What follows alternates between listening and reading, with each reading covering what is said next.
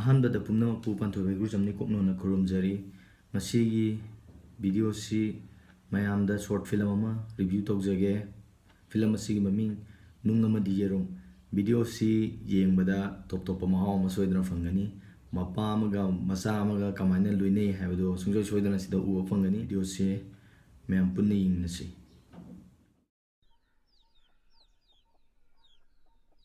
Nipa nipa nipa nitra tu nipa hong kun mari nipa mari kun train tu nipa nga nifu nipa taruk nifu nipa nipa taret nipa taret nipa manipa nipa nitra tu nipa hong kun mari nipa mari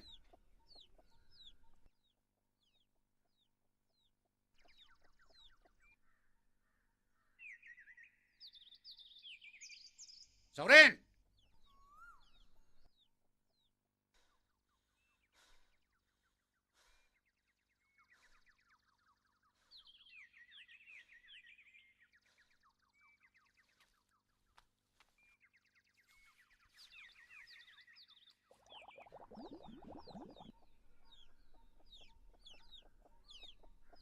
Nangrang second thok sanabra. Ngakang tharubani. Maning da poyaram trisi kamay toino. Aina nate baji. Nang na natri di laila ta rudro. Nang pharu dil bangam. Nang na pharmanda badagi namadu su sikrim.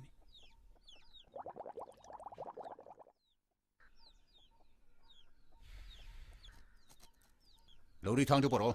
Hoi baji.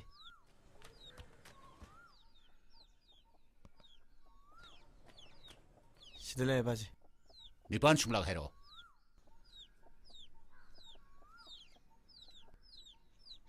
Hero! Nipan ama nipan, pan ani tratu, pan ahung kun mari, nipan mari kun train toy, nipan mga nipu, nipan taro nifu nipan, nipan taret.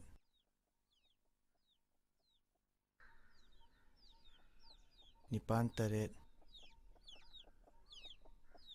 Nipan taret. Nama nabada class 7 night kanakre. Aduga nang na nipan gi shumlag ko phadri ni ne. Ha?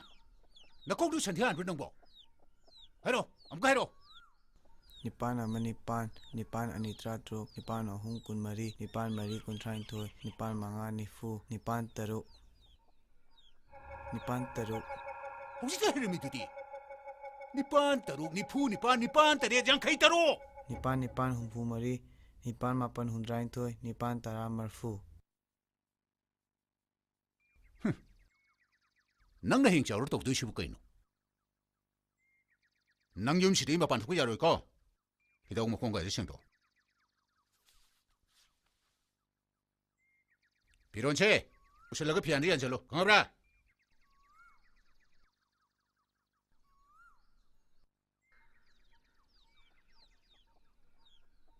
Nipan taret yang kay taro. Nipan humpu mari, nipan mapan.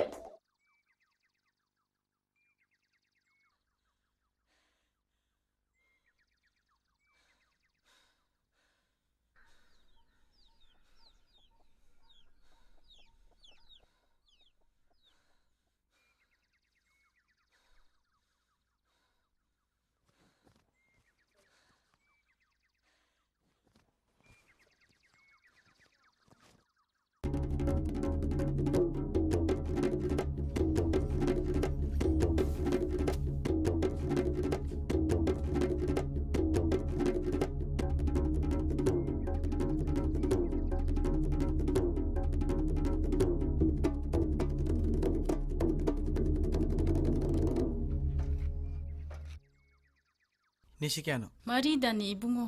Malawag.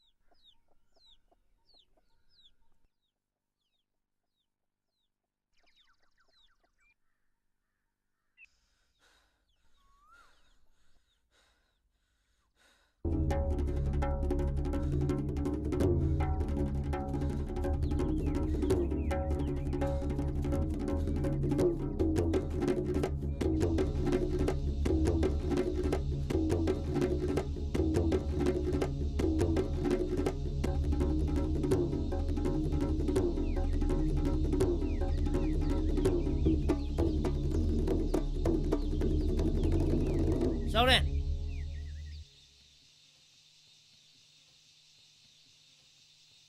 Kaidarino.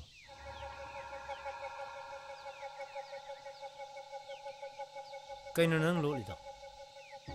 Khoi baji ngan thak to kai thok kre. Pan thoi ngan thak se lo jare. Kari. Mi ma put pik ta lo ya bro. Nang muram bro. Pan thau. Ai baji lo kar ko da swim fu ani.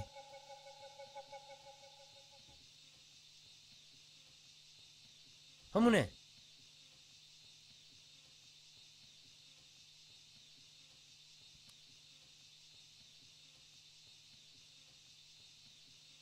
Ngantha han basi kadai dino.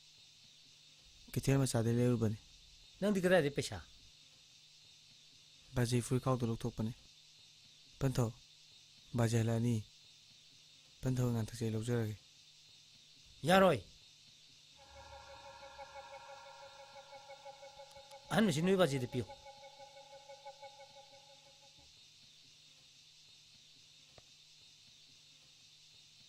Hoi khoi baji na kai da bishan le no so nga ni. Baji ki phuri khau to ki loksok puni sheng na khumudra. Khoi baji di sheng na ba tan jai te le ti. Cherak panik ta hale. Ai baji sem ki jai. Hore nu nganthak se nui baji de kadai no hanga dia. Pan thau. Ai khoi baji sem ki jai.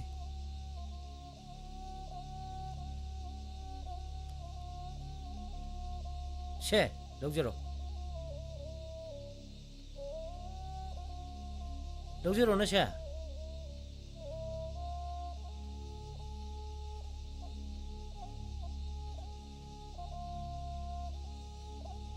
Hore nui baji nang anthak se kadai no hanga dia. Ai kaur lo. Pan thau. Ai chala ge.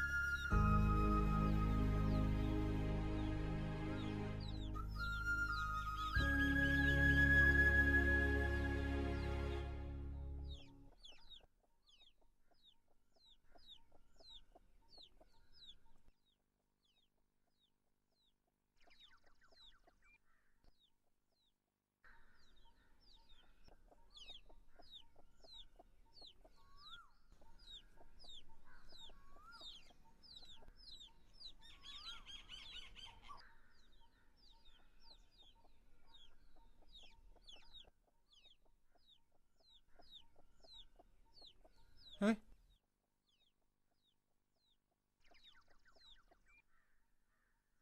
Sidi tada mango jogi nganthak ni na.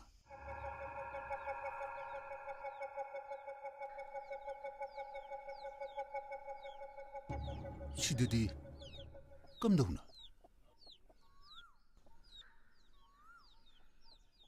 Chauren!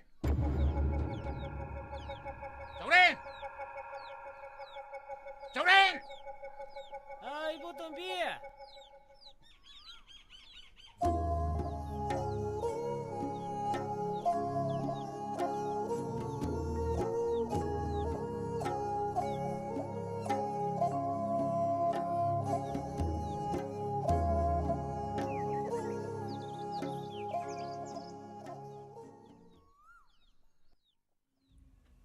Video ꯁꯦ ꯃꯌꯥꯝ ꯌꯦꯡꯃꯤꯟꯅꯔꯦ video ꯁꯦꯅ ꯄꯥꯎꯇꯥꯛ ꯑꯃꯗꯤ ꯄꯤꯔꯤ ꯑꯩꯒꯤ ꯑꯣꯏꯅ ꯑꯩꯅ ꯚꯤꯗꯤꯑꯣꯁꯤ review ꯇꯧꯖꯔꯛꯄꯒꯤ ꯃꯔꯝꯁꯦ ꯑꯇꯩ ꯀꯩꯝꯇꯒꯤ ꯅꯠꯇꯦ ꯑꯩꯈꯣꯏꯒꯤ ꯃꯄꯥ ꯑꯃꯒ ꯃꯆꯥ ꯑꯃꯒ ꯂꯩꯅꯔꯤꯕ ꯃꯔꯤꯁꯤꯗ imaga babaga aniji marakta ayambana imagana henna naksanai imada di haining bai bangame babada hai bangamde laibak phaba kana amadi imada ju haining bai bangamba babada ju haining bai bangamba mayam ama lei imana ju luna tawbiba babana ju luna tawbiba animakna luna tawbide haibagi wadi nate imana hena akoina haining ba haiba ngame kanagumamna babada hena haining ba haiba ngame adubu video jida mapagi kai haiduno khangdabo mapana yam cheksanba yam sathiba magi role lauraga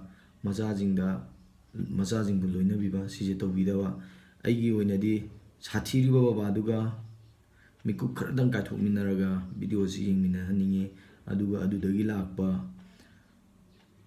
feelings to adudagi lakpa nungsibedo amuktang phanganinge aduga akoigi manipurda short film yengbagi hainabi leitaba aduga short film kaya amanadi pauta kaya ama piri haibasisu khangbiyo aduna short film yengbagi hainabi lebiyo aduga video sigi original link su makhada hapjage video siga iga mari kemta leinajade aina video si fajamanbadagi review tawjabani video sigidamakta mayamna kari phawbige haibado makhada comment tawbiro aduga ngasi oinadi matang asida Panthoi Waigurjamna pumnamuktagi video lawjari amukana khurumjari